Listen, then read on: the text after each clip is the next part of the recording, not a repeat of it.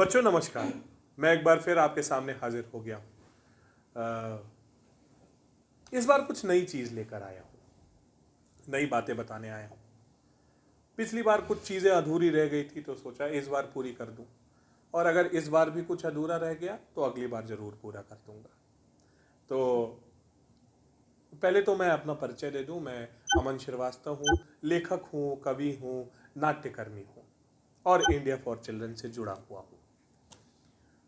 इस बार नई बात क्या है? नई बात है, पिछले अंक में चिट्ठी का जिक्र था। इस बार जो नया है वो है कहानी। कैसी कहानी? प्रेरक कहानी। ये क्या होती है? जो आपको पढ़ने, लिखने, खेलने, कूदने और बेहतर कहानियां बनाने के लिए प्रेरित करे, जो प्रेरणा दे, वो होती है प्रेरक कहानी। तो इसमें खास क्या है?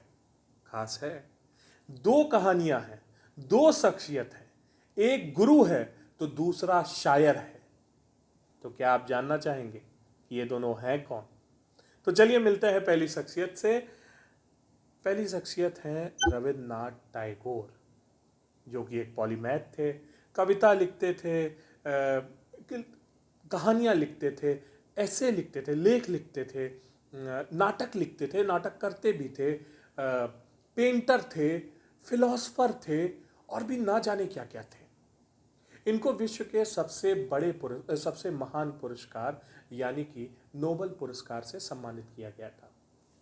इसके पीछे एक कहानी है कि उनका वो पुरस्कार चोरी हो गया था, लेकिन ये कहानी कभी और।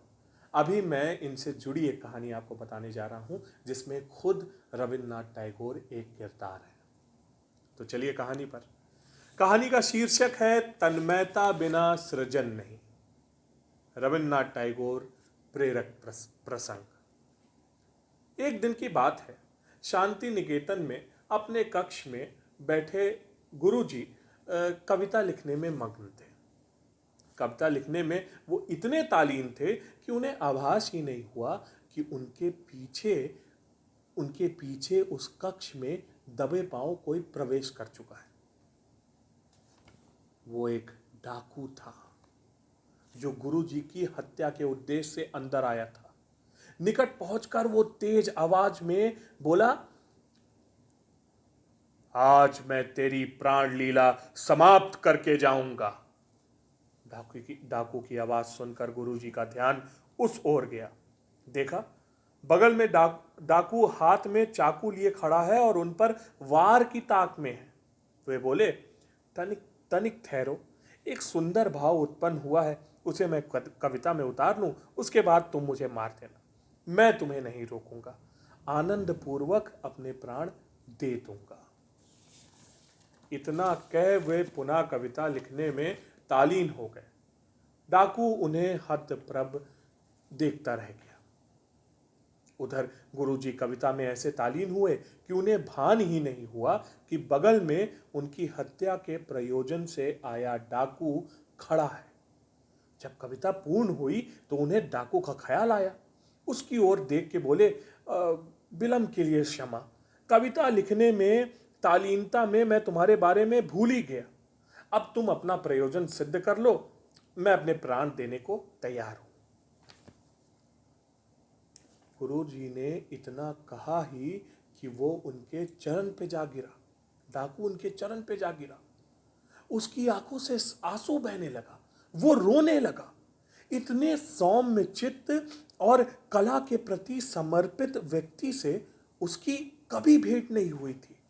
उसने गुरुजी की हत्या का विचार त्याग दिया और चाकू फेंक उनसे क्षमा याचना करने लगा।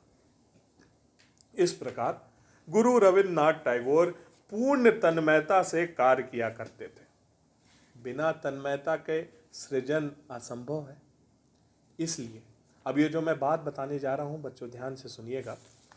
इसलिए जब भी आप किसी कार्य में जुड़ें तो उसे पूरी तालीनता, पूरी तन्मयता से करें और आप देखिएगा कि वो कार्य आपका सिद्ध हो।